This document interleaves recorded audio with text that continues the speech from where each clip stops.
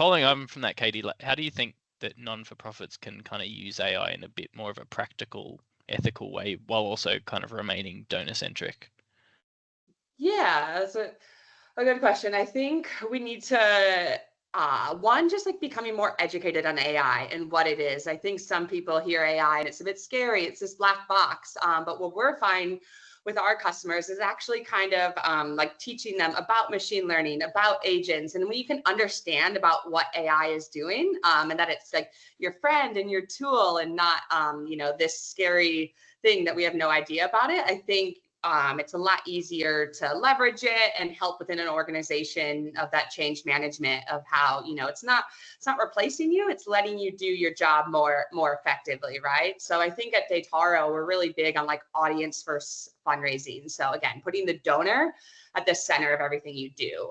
This at an individual level is quite easy, right? If I see that a donor typically engages with my online newsletters related to this topic, we can say, okay, they prefer email channel preferences, they are interested in dogs, right? But how do we do this at scale? And that's really where AI can be our friend, is allowing us to analyze all these signals that donors are giving us on a daily basis through their giving and engagement, interpreting these signals and then turning it into like meaningful, actionable strategies and insights. So AI really makes this possible by allowing us to do this at scale and enable this personalized outreach. So, putting every donor on an individual preferences. But I would also think that, it's really just important to kind of understand how these models are trained as well, which is why in Dataro, we also have full transparency into what information is going into the models,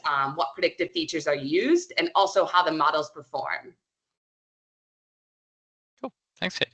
Jono, how about you? How do nonprofits use AI in a practical way? Yeah, great. I think it's a really great and pertinent question. Like, there's a lot of hype and a lot of buzz in the industry, across all industries actually, and probably people talking about AI in personal or social settings as well. So I think the key at the moment is to treat AI as another tool in the toolbox that helps you achieve your outcome or your mission. And what we're seeing is that tool helps you reduce admin. It doesn't diminish the importance of your relationships with your donors. What we're also seeing is that organizations are wanting to be able to trust the tool.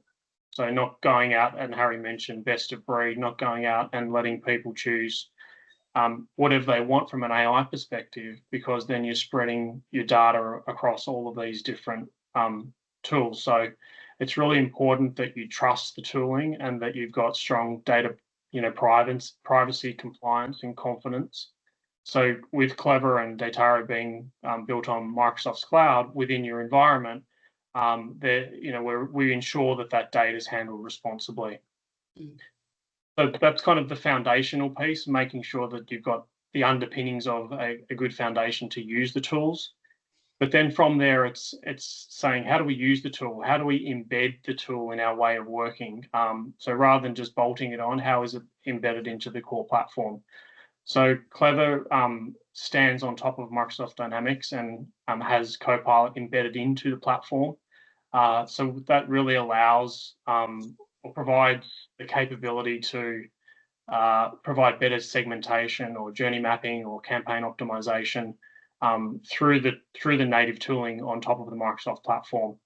And ultimately, what we're finding is that people are being able to do more without increasing manual workload. So example of that is actually prepping for this fireside chat and session. I know I used Copilot to help me prep and provide some talking points and keywords and do some research, and I was able to do more with less time.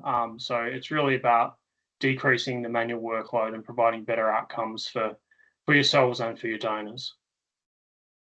Yeah, exactly. And I think we were speaking while we were putting together this kind of demonstration over the past week or so with Katie, and she mentioned people aren't going to be replaced with AI. It's the people who don't harness AI to make themselves more effective and be able to use the tools to get more done. So it's really about how do we harness it. I think